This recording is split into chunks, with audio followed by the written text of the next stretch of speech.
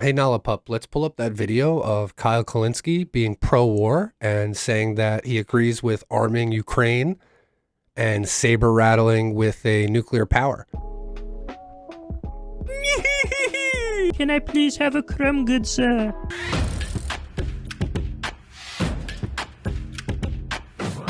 Here's some audio. Sean Hannity proposes NATO fighter jets bomb Russian convoy and then nobody takes credit for it. So then Putin won't know who to hit. Yeah, that's really dumb. So this is from a couple of days ago. There was a large convoy of Russian tanks, machinery, soldiers on its way to Kiev. And Hannity is not the only person. A bunch of people calling for no-fly zones. A bunch of people basically calling for NATO and the United States to start World War III with Russia to protect Kiev. Kyle's going to dive in and criticize it. I'm going to agree with him 99% of the way, but he's going to say a couple of key things that I really don't agree with and have to criticize and have to point out his own stupidity for saying these things. So let's go. Legendary moron Sean Hannity decided to weigh in on the prospect of World War III and nuclear catastrophe. What we ought to be focused on is energy and the military. Those are the two things that would matter the most. And we ought to be providing the munitions that are needed, the javelins, the Stinger missiles that would be most effective against this Russian army now. By the way, that is what they're doing. We are now arming Ukraine to the teeth. Now, I support arming Ukraine. Now, he supports arming Ukraine, which puts him on the same page as neocons, Joe Biden, NATO imperialists, the CIA, weapons manufacturers, the list goes on. Those are the people who want to arm Ukraine. This is a bad idea. This is a bad idea. However, and this is a big however, this is a big but. This is a gigantic, this is a donk ass right here. We need to make sure we don't arm the Azov battalion, who are card-carrying neo-Nazis. So Kyle is so distracted with his ass analogy, if that's even an analogy, I don't know.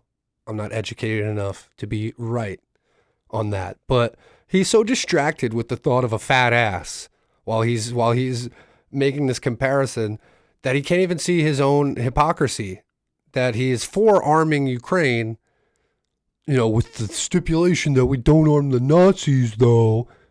So he wants to put a bunch of Western weapons right on the border of Russia, but doesn't think that's an escalation towards World War III, only blowing shit up with NATO jets is. I don't see how we make, it's a logical leap. That's a leap. That's a leap of logic. They're officially part of the National Guard of the Ukrainian government. So I would axe them immediately. I'm sure Sean Hannity is not going to inject this nuance into the conversation. He just wants to throw as many weapons as possible at Ukraine with no regard for where the weapons end up, and I'm sure a lot of them will end up with the Azov battalion. As of this morning, this 40-mile convoy of Russian troops and Russian tanks and munitions and fuel, they're only 18 miles outside of Kyiv. And let me tell you, when I look at that, I'm thinking, this is about to go to the next level. And I pray to God Almighty I'm wrong. And the next level would be a massacre. And the next level would be the toppling of the government of Kyiv. The next level will mean thousands upon thousands and likely tens of thousands of people dead, and that might be on the low side. That's probably true. What he's saying here is probably true. I've been saying for a long time that, Russian military might way overpowers that of Ukraine, so it really is just a matter of time. If somehow there's like a guerrilla war effort to stave off Russia and it works, that would be a miracle. That's what I fear the most now. And you would think that maybe these European countries would get together and they'd be arming the Ukrainians that show that they're willing to fight. You know, if we could see on satellite imagery where the convoy is, I don't know, maybe some smart country, maybe NATO might take some of their fighter jets, or maybe they can use some drone strikes and take out the whole damn convoy. And then nobody takes credit for it, so then Putin won't know who to hit. Oh. So Hannity is saying something insane there. He is saying bombing that convoy and then pretend like it wasn't us. You know, Putin won't know what to do. That is a massive escalation that I would be surprised if we didn't do World War III after that. It would be shocking if we weren't in direct conflict with Russia after that. Kyle thinks that's a massive escalation, and he's saying, you know, think a couple of steps down the road from that, we can be in a nuclear conflict. That's really bad. That's doomsday. I agree. But why can't you go a few steps backwards from how did we get to talking about bombing Russian convoys on the road to Kiev or Kiev? We got there by arming Ukraine in the first place. This is the whole reason we're here is we've been pumping weapons into this country. We've been saber rattling with Russia. We've been pretending like we're going to accept it into NATO. We've been basically threatening to put nuclear/cruise dual purpose missiles on their border to the tune of where they can get hit in 6 to 11 minutes.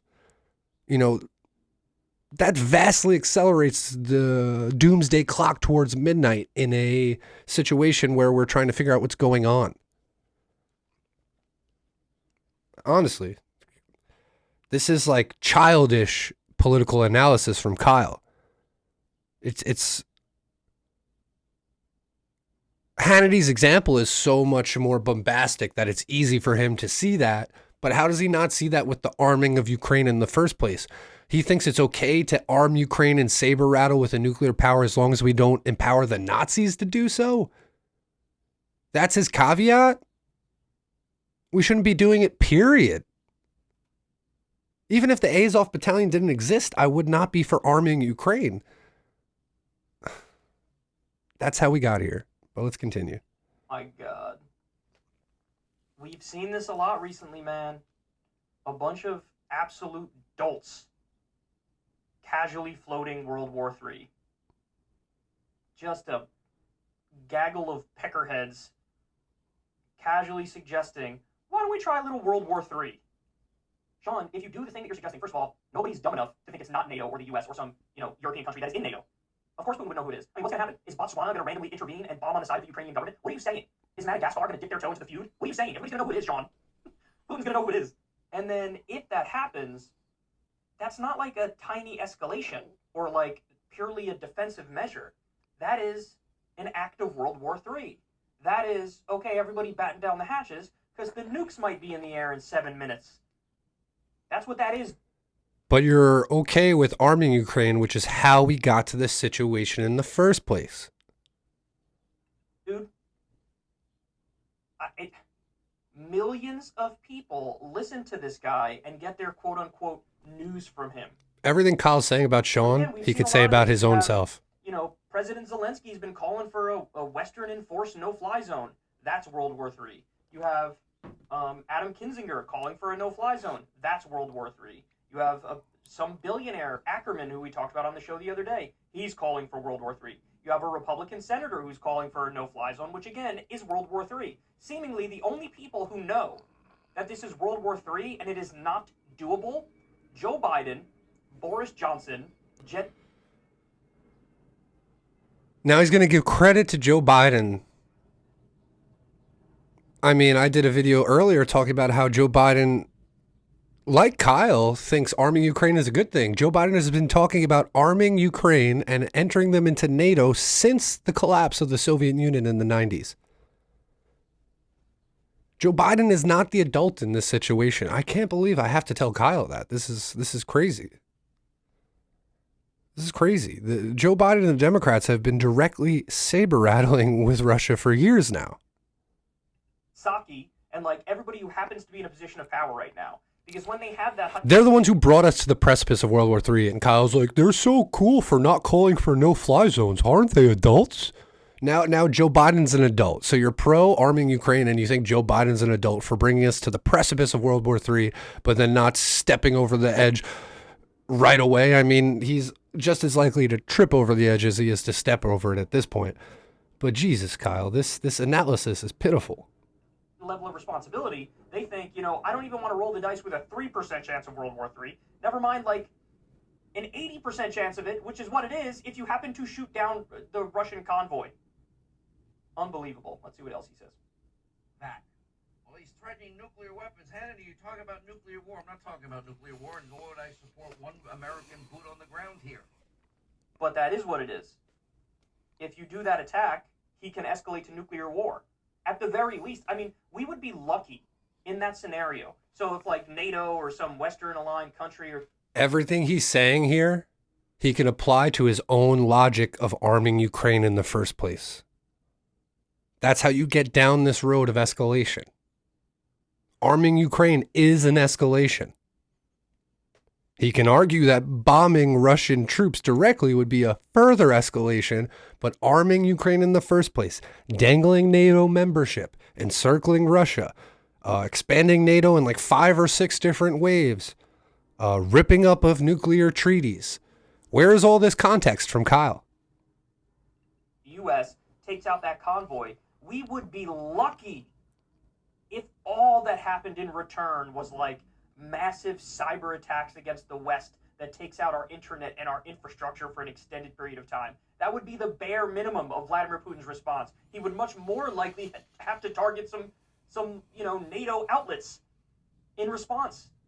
These idiots don't understand. Nothing happens in a vacuum. Dog, you're playing a chess match. You got to think like 6 moves ahead. It's exactly what I would say to Kyle. This is a chess game. You got to think 6 moves ahead. If you're going to escalate by arming Ukrainians, 6 moves ahead of that is what, Kyle? Maybe it's Sean Hannity casually floating, bombing a Russian convoy on its way to Kyiv. Maybe it's that. He doesn't even think 1 move ahead. By the way, that is what they're doing. We are now arming Ukraine to the teeth. Now, I support arming Ukraine. So to be fair to Kyle, he supports arming Ukraine as long as it doesn't go to neo-Nazis. I don't know. It's sad. It's sad to see Kyle give such shitty analysis as of late, to be doing shitty segments and interviews with people like Vaush. You know, you're going to like alienate yourself from someone like Jimmy Dore, and then you're going to cozy up to someone like Vaush. And then you're going to do segments where you're for arming a country like Ukraine, pumping it full of weapons. After we cooed their country, you're all for pumping it full of weapons as Russia is fighting a war in it. So you're for escalation. You're for further death. You're for further destruction. You're for the profits of the military contractors if you're for that, because they're the ones making all the money off of those weapons we're pumping into Ukraine. This is not a leftist position. This is not an anti-war position. It's also very childish to criticize Sean Hannity as if he's a moron for floating an airstrike that would cause World War III, and then touting yourself as a reserved, smart individual, and you would begin the escalation in the first place by pumping Ukraine full of armaments in the first place. It's just pathetic. Dylan, and Dylan. Because I spit hot fire. Oh yeah, I got a giant dick, bro. Giant dick. It's so big.